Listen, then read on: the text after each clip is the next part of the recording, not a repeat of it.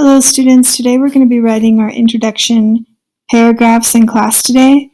And before I get into the content of this slide, I just want you to understand that if you want to have a better view of your work, you can zoom in. To zoom in, you would just go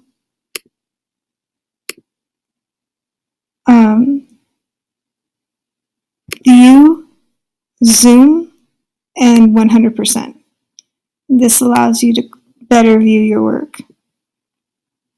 Okay, I'm going to zoom out for a second just so I can give you some instruction. All right. So to have a better view of your work, you're going to go to View and hit the Zoom button to 100%. Your writing should start with MLA formatting. That's your name, your teacher's name, your period, and the date. So it should be double-spaced 12-point font. The font style should be Times New Roman.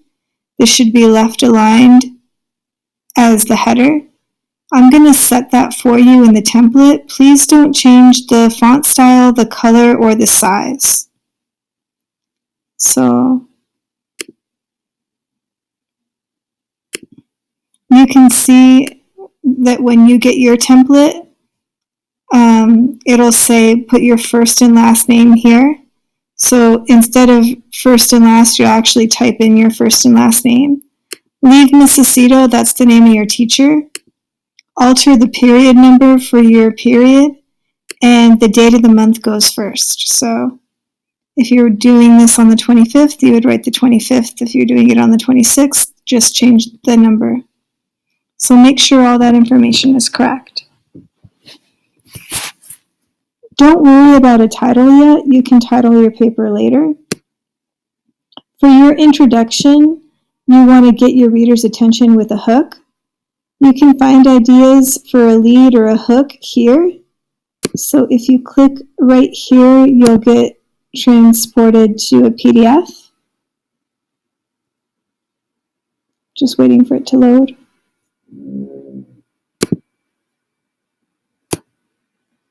Okay, you can start off with an exciting action to get your reader's attention, with a sound to get the reader's attention that then leads into a key event, with a question that one of your characters is asking or wondering, with dialogue, which is having characters talk and reveal important information about the characters of the events, with a flashback, which is mentioning an important event from the past that will make sense later in the story, or with description, which is using vivid words to describe a scene or event that can help the reader picture what's happening.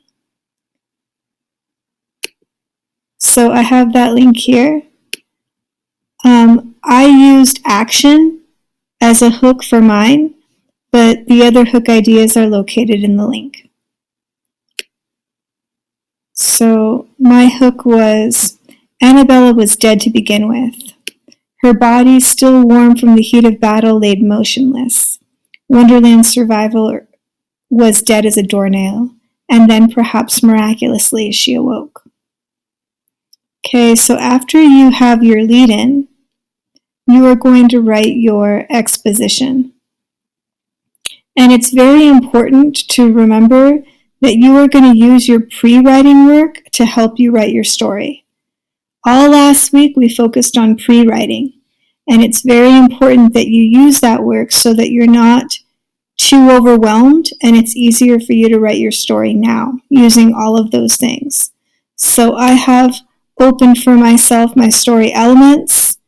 I have opened for myself my narrative planning. This is the Google Doc, the purple Google Doc that you did for Brainstorm and topic selection from last Monday. I used these two pre-writing assignments to help me do my assignment for today. So make sure that in other tabs you have that work opened. In your exposition, you want to introduce your main character. The checklist also includes, does your reader have an idea of when and where your story is taking place? And have you introduced your conflict? Conflict is the most important part of the story. It's the problem of the story. Your character needs to have some sort of, I want to say, flaw in their character, that through the experience of whatever happens in the basement, your character is changed. So in the exposition, which should be like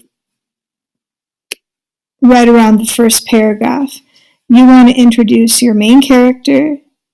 You want to introduce basically where the story is taking place. And you also want to introduce what is the main conflict or problem of the story. So you can see that I highlighted my hook orange. And then I'll go ahead and read for you. Let me change the view here. Oh yeah, it's already at 100. I'll read for you my exposition. And it's not all highlighted according to the exposition checklist. You can see that I left some of the information blank, and that's okay. But anything that's describing setting, you're going to go ahead and highlight blue. Anything that's describing conflict, you're going to highlight pink. And anything that's describing the main character that you think will be important events for later, you're going to highlight in green. It all started on Friday. It was just another hectic day. Annabella woke to the blaring of her alarm and frenzied about the house, attempting to shower, change, eat a quick breakfast, and storm out of the house within 30 minutes. Typically, she ran late for first period because one of these tasks, often picking out what to wear, took longer than expected. Although recognized for her long, dark curls and slender figure, Annabella was quiet and awkward at school. Aside from her single friend Nicole, who was also on the archery team, she spent the majority of the day alone. Tony, an attractive but brainy football player, had asked her multiple times to move seats and be his lab partner in chemistry class. Although she desired to sit with Tony, Annabella lacked the confidence to take him up on his offer. She was afraid of how her classmates would respond. Okay, so in that exposition, I accomplished my sequence of events, what I have from here, my first sequence of event, which was at school, Annabella is shy and lacks confidence.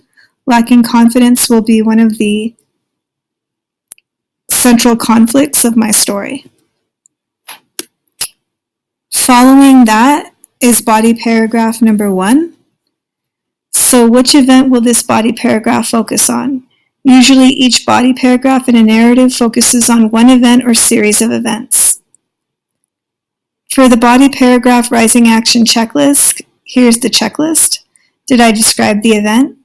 Is there an opportunity to use figurative language? Figurative language would be like simile, metaphor, comparing two things using like or as or without using like or as, or other sensory details. Sensory details have to do with the 5 senses, what we see, hear, touch, smell, taste. Is there an opportunity to describe what your characters are thinking or feeling, doing, etc.? And do the events build towards the climax? So in my body paragraph number 1, I'm including these sequence of events. Annabella must stay home alone because her mom goes on a business trip.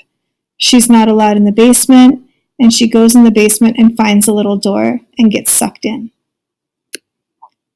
So I'll read that for you.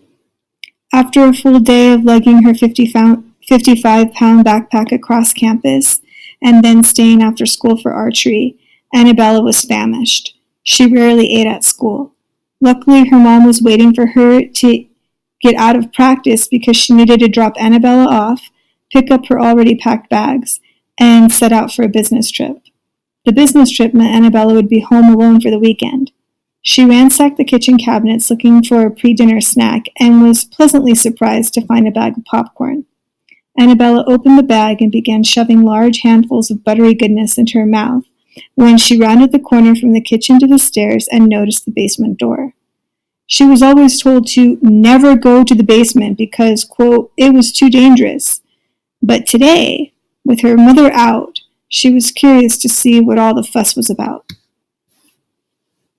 As she approached the door, she noticed a shift in its appearance. From a distance, the basement door was identical to all the other boring, eggshell-painted doors of her two-story track home.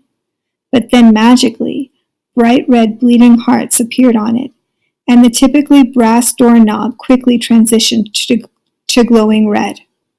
Although startled by this observation, she nevertheless opened the basement door and descended the steps. Awestruck, Annabella noticed a smaller door at the bottom of the steps with the same glowing heart pattern. A bright red light shone from behind the little door and filled the otherwise dark basement. Annabella extended her arm and opened the little door. Instantaneously, she was sucked in. So for work today, you are going to write your lead, your exposition paragraph, and body paragraph number 1. All right, have a good day.